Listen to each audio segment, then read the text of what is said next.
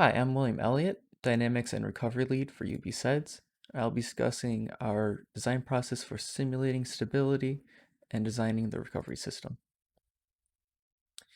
Each year for the competition, once we decide on a category to compete in, we need a preliminary model to start our design work. Having competed in the 10K SRAD category before, we started off with the rocket we had used last year for the competition. RockSim was used to model the rocket. This allows us to start with estimates for weights and sizing so that we can design the propulsion system. At this stage, we also considered the needs of the payload. Since we planned to deploy a drone out of the rocket, we decided to move the payload to be attached to the nose cone. This arrangement allows the drone to have an unrestricted path out of the rocket, as its support structure is built into the coupler between the nose cone and the upper body tube. A commercial motor was used as a reference to figure out how much impulse our rocket needed to reach 10,000 feet as a placeholder weight, and also as a placeholder weight for initial sizing of the fins and nose cone. This information was used by the propulsion team to start their design work. A von Karman nose cone shape was selected again this year as it offers good performance at transonic speeds, which we know from past entries our rocket typically ends up near. New this year, the nose cone length was increased to 24 inches in length, up from 12 inches previously. Before, we believed the weight saved by having a short nose cone was more of an advantage over the better aerodynamic efficiency a long nose cone provides. However, this proved not to be the case in our previous launches, which ended up reaching lower apogees than expected. Since the nose cone is the first part of the rocket to move into undisturbed air, it is important that it have the right shape to reduce drag. From reading topics in the advanced model rocketry, we learned that an optimal length to diameter ratio is around 4, and with a body tube diameter of 6.14 inches, our ratio is now 3.9. A bow tail was carried over to reduce pressure wake drag at the end of the rocket, and the fins were sized to provide a stability margin of 1.6 at rail departure. The low end of the stability margin range described in the rules is our target, as the stability margin will increase in flight as mass from the motor is ejected, moving the center of gravity forward. Large stability margins lead to overcorrections in flight and weathercocking, where the rocket tips into the oncoming wind, reducing the apogee. And for this reason, we want to avoid having a large static margin. After completing most of the fabrication, we predict the rocket will reach an apogee of 9,138 feet, with a maximum velocity of 776 feet per second, acceleration of 5.94 Gs, and a rail departure stability margin of 1.6, with also a rail departure velocity of 74.63 feet per second.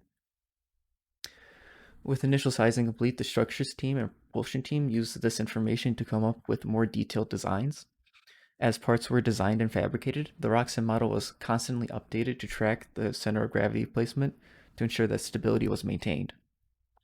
The fins are the last part that is fabricated, so that we maintain the ability to adjust stability margin by tweaking the fin shape through the design and construction phases.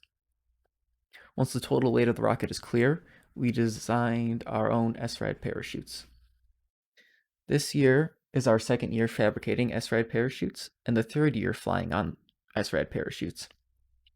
New parachutes were made for two reasons. First, the rocket is heavier, so resizing the parachutes helps to meet the descent rate targets. Secondly, after 2 years of use, the previous SRAD parachute shroud lines have some minor scorching from the ejection charges. Tubular nylon starts to fail after successive heating, so out of safety, it was best to fabricate new parachutes. Pictured here are our previous SRAD parachutes. Unfortunately, due to our lab's restrictions due to COVID-19, we are still working on constructing the new parachutes for our test flight later this summer in New York. These parachutes are hemispherical, using ripstop nylon and half-inch tubular nylon shroud lines, and have a drag coefficient of 0.62. The drogue parachute was sized to be 30 inches in diameter for a descent rate of 123 feet per second at apogee, and the main parachute is 129.25 inches in diameter with a descent rate of 25 feet per second. These are connected to a 1-inch tubular nylon shock cord of 37 feet in length and connect it at 1/3 the length of the cord so that the body tubes are less likely to hit each other on descent. 3,000-pound swivels and 1,700-pound quick connects links attach the parachutes to the shock cord. Pyrogen is used for the ejection charges. The amount needed is calculated to produce an internal pressure of 15 psi on the primary charges and 20 psi on the secondary charges to ensure that the separation occurs if the primaries fail. Ensuring that all the pyrogen burns is essential for creating the pressure needed for separation. The team uses long tubes to hold the pyrogen powder and stuffs the space with cellulose insulation to pack the powder in tight so that it has the best chances to fully burn. Baffles were also added this year at the end of the charges as an added protection to the recovery system so that pyrogen still burning is less likely to hit the parachute of the shock or the shock cord, which are also covered in Nomex protective blankets. Once the rocket is fully completed, we perform a ground test of the ejection system with the parachutes installed, and this lets us confirm that we have the proper amount of pyrogen in order to separate the rocket body.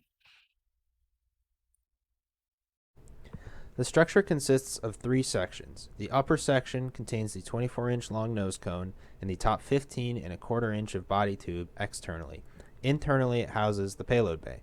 A custom aluminum parachute bracket is bolted to the payload adapter. Finite element analysis of this bracket shows it can safely withstand a 1,000-pound parachute opening force. The middle structure consists of 41⅛ inch of body tube externally, which contains the avionics bay and cavities for the 2 parachutes, the drogue and the main. The avionics bay has 4 parachute ejection charges, a redundant pair for each parachute.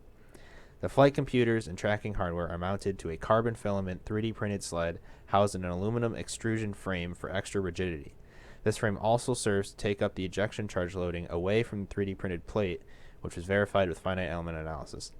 The avionics plate with the parachute charges is designed to be slid out from this middle assembly and refastened to place with 4 nuts on the end of the assembly for ease of integration of the electronics and ejection charges.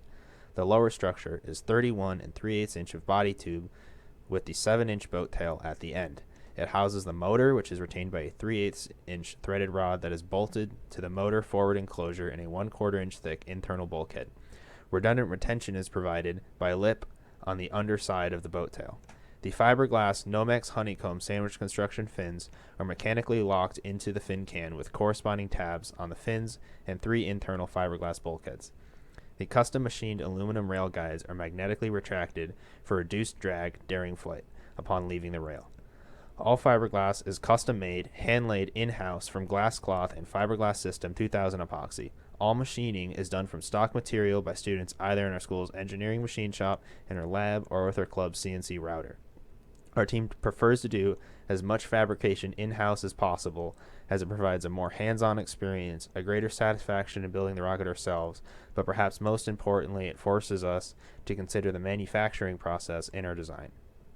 Here is the CAD model for the structure with the body tubes hidden so the internals are visible. At the top, there is the nose cone and the payload bay with the parachute bracket. Here's the middle structure with the 4 ejection charges, as well as the 2 U-bolts for the parachute lines. And in the middle, you can see the avionics plate and the frame that goes around it. And then here is the bottom structure with the motor retention bulkhead and another parachute U-bolt. The fins here locked into the lower bulkheads and the boat tail at the very bottom. The design of our motor casing was driven by the stresses, obviously. So we began with the analysis. Our analysis, everything was done at 1.5 times maximum expected operating pressure. We did a by hand and a finite element analysis. So when we did our by hand analysis, we looked at 4 failure modes. We looked at obviously the thick wall pressure vessel stresses, retaining ring shear, compression of the edge of the retaining ring groove, and this sort of 4th failure mode where the casing begins to bend and flare out. under the force of the retaining ring as it gets pushed outwards. To do this, we used analytical and design equations where applicable. For that fourth failure mode, that sort of flaring mode, we also took a normal stress result out of ANSYS to look at the stresses inside the retaining ring groove where the bending would be occurring, because there aren't really equations that are established for that stress in that region. And then moving to our finite element analysis model, we had an independent model, independent of that normal stress model, where we looked at the von Mises stresses throughout the casing, the forward closure, and the retaining ring groove. The retaining ring. And this was found to converge pretty closely with our by-hand analysis. The details of all of this is in our technical report. And we manually performed a mesh convergence study just to verify that the results we were getting out of this finite element analysis model were good. This is our motor casing. It is 28 inches long with a 3.5 inch internal diameter. It is 6061 T6 aluminum. The forward closure is made of the same material and it features a double O-ring seal. Our nozzle is isomolded graphite. It's conical and it also has a double O-ring seal. When everything was done and machined, we went in. We had another set of forward closures just for this. We performed a hydrostatic test. We tested to the same stresses that we analyzed. So this is 1.5 times maximum expected operating pressure. We tested at 1200 PSI. And because we hadn't established a burn time at the time that we did this, we tested for 30 seconds. And I have the video right here. This will just play. So yeah, you can see our setup here for this. Our plumbing is all pipe doped and Teflon taped. We tied down the hoses using zip ties and chain where applicable. And we had the casing itself was in sort of a shell of 2 plastic garbage cans. And we had this acrylic box on top of it. And of course, we did this in the presence of our advisor. Everything was as safe as we thought we could make it. And that's it for the hardware section. How do I stop recording? The propellant is an ammonium perchlorate and aluminum bimodal propellant 4-grain Bates SRAD motor. The development is an iterative process based on the restrictions of our SRAD casing and the restrictions set in place by the other subsystems. Due to the competition parameter of a 10,000-foot altitude and the dynamic models given by the dynamic subsystem, the casing will be restricted to a given size and weight. The diameter of the motor is also restricted to 98 millimeters due to the commercially made casting tubes used. Therefore, the interior volume is fixed and can be no greater than what's allowed by the airframe. We then use a MATLAB script coupled with BurnSim and ProPep3 to ensure pressure won't exceed casing maximums and the port-to-throat ratio is greater than 2. To ensure safety and motor efficiency, we strive for 100 foot per second off-the-rail launch, as well as a regressive burn. After the first few ideal simulations, a final design is simulated and we begin to test with 38mm test motors.